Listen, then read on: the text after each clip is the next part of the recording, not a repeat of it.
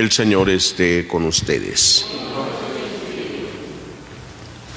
Lectura del Santo Evangelio según San Lucas.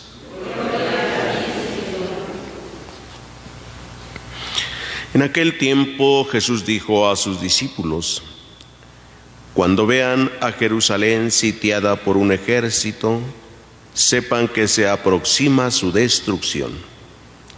Entonces los que están en Judea, que huyan a los montes; los que estén en la ciudad, que se alejen de ella; los que estén en el campo, que no vuelvan a la ciudad, porque esos días serán de castigo, para que se cumpla todo lo que está escrito.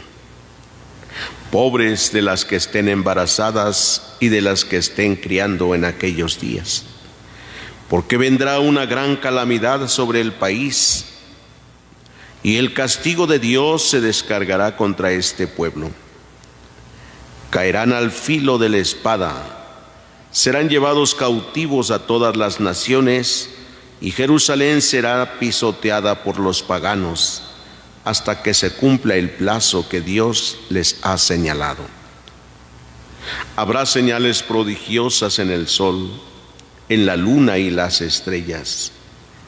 En la tierra las naciones se llenarán de angustia y de miedo por el estruendo de las olas del mar.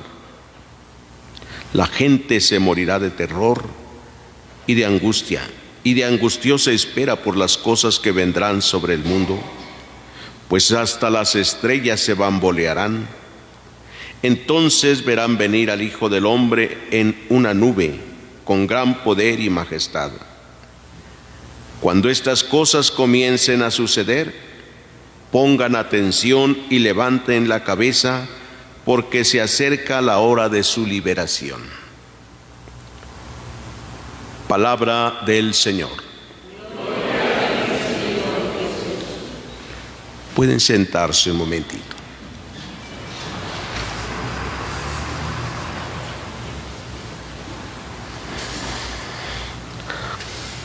Hoy las lecturas que hemos escuchado, tanto el Evangelio como la primera lectura del libro del Apocalipsis, tienen este género literario de cómo ha sido escrito el Apocalipsis, el género apocalíptico, ¿sí? San Lucas, un escritor que escribe el Evangelio después del año 70.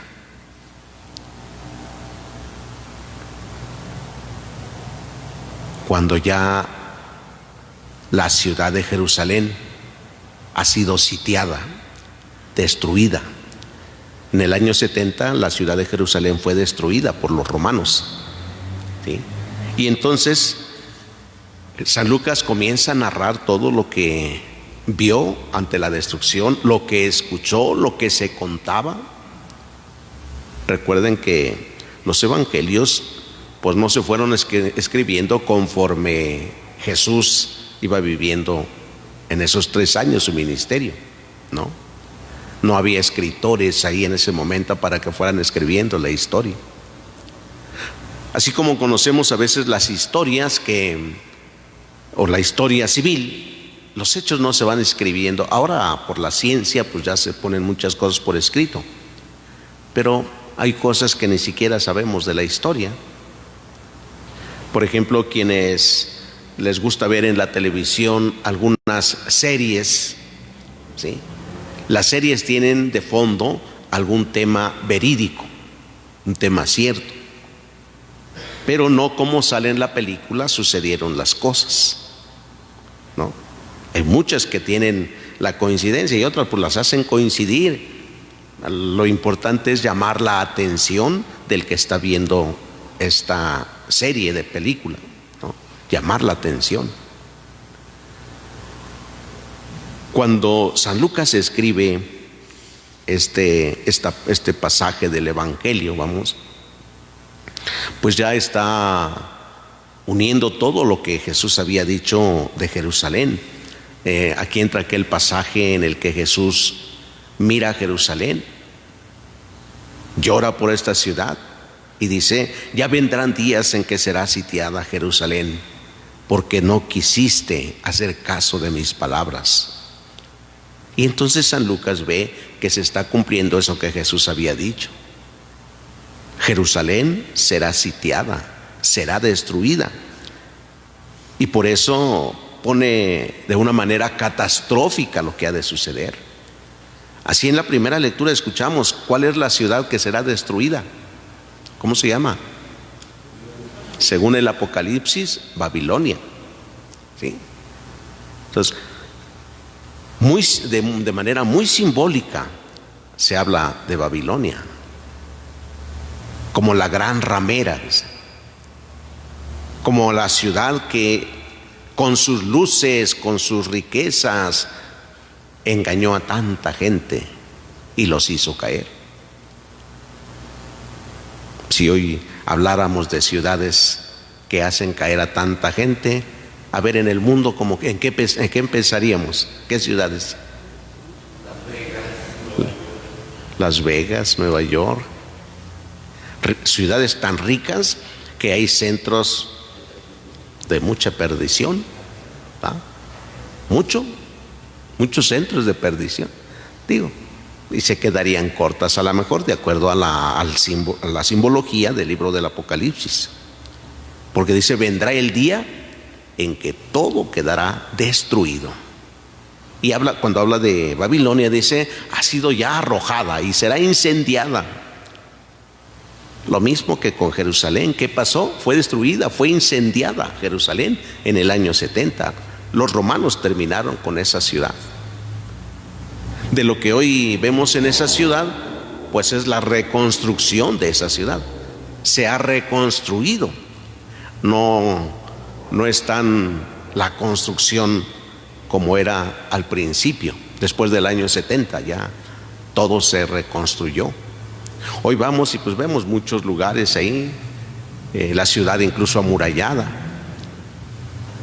Es una ciudad reconstruida, no es algo que digan, este es exactamente todo el antiguo. No, ni siquiera el tamaño de cómo está ahora, ni siquiera así era la ciudad antes de la destrucción.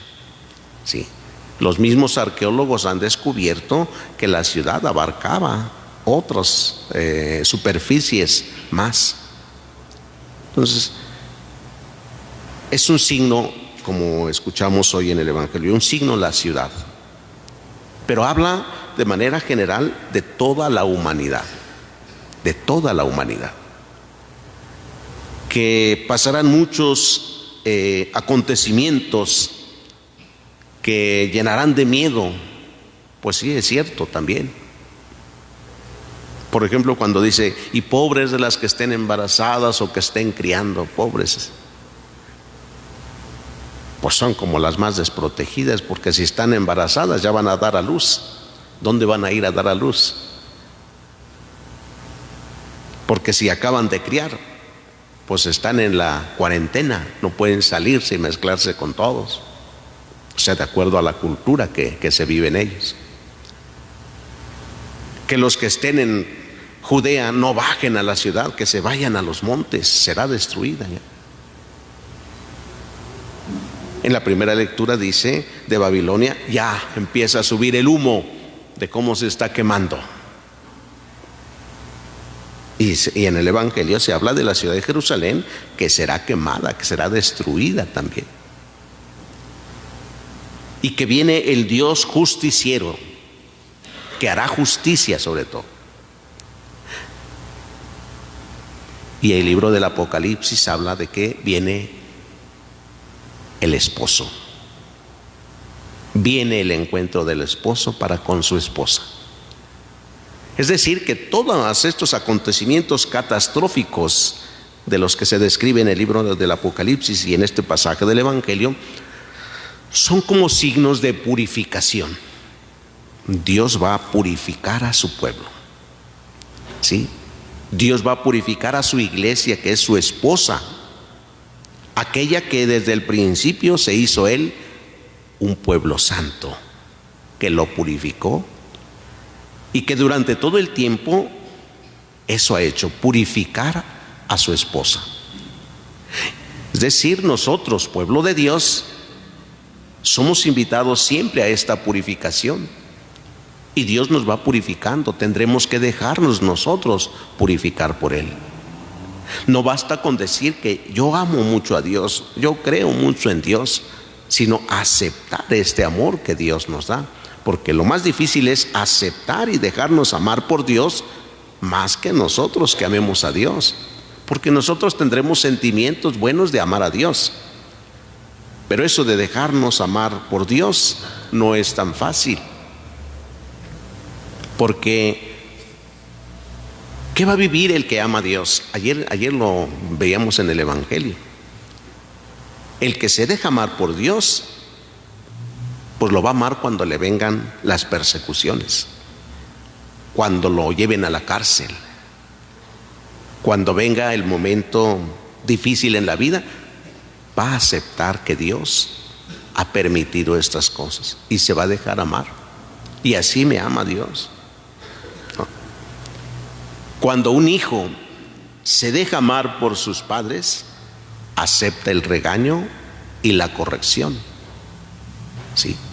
Aunque no le guste, aunque no le agrade, acepta el regaño y la corrección. Dice, es mi padre, es mi madre. Decía una ocasión un hijo a su mamá que lo estaba corrigiendo, y pues en la corrección pues también le arrimaba, ya grande el hijo, ¿ya? No tan pequeño pero tampoco tan grandote, ¿ya? Pero le estaba arrimando también, y el hijo decía, pues dale, es tu hijo, dale. O sea, ni siquiera se ponía enojado, o sea, como casi diciendo, lo merezco, dale, es tu hijo, soy tu hijo, tú eres mi madre. O sea, aceptando que me estás corrigiendo. ¿Cómo decirle a Dios cuando estás enfermo, grave? Señor, pues que me duela, tú eres mi padre. Si estoy enfermo y estoy con estos dolores y estos sufrimientos, podremos decirle, Señor, pues soy tu hijo, tú eres mi padre. Si esto me está purificando, por así como dijo aquel, pues dale, dale. Pero pues eso nos cuesta decírselo. Surge la limitación humana. Necesitamos mucho de la gracia de Dios y de la fuerza, ser purificados siempre por Dios. Por eso cuando nos acercamos con tanta frecuencia a la misericordia de Dios para confesarnos y pedir perdón, tendremos la fuerza necesaria para sufrir cualquier cosa que venga. ¿Sí? Cualquier cosa, por muy fuerte que venga en nuestra vida, con la gracia de Dios podremos salir victoriosos siempre. ¿Por qué? Porque no soy yo, sino como dice San Pablo, es Cristo el que vive en mí, es Cristo el que habita en mí. Ayer nos invitaba Jesús a perseverar en la fidelidad a su palabra. El que me ama guardará mi palabra, o sea, la hará suya. Guardará aquel que es la palabra, que es Jesús. Queridos hermanos, que todos estos acontecimientos de los que nos hablan hoy la palabra de Dios no sean para nosotros un motivo de miedos, de terrores, de inseguridad, sino más bien que podamos descubrir que en medio de todo esto Dios se ha de manifestar. En medio de todas estas cosas que en toda la historia ya han sucedido muchas y que efectivamente sucederán otras y fuertes. Las palabras con que termina el Evangelio es: levanten la cabeza porque se acerca su liberación.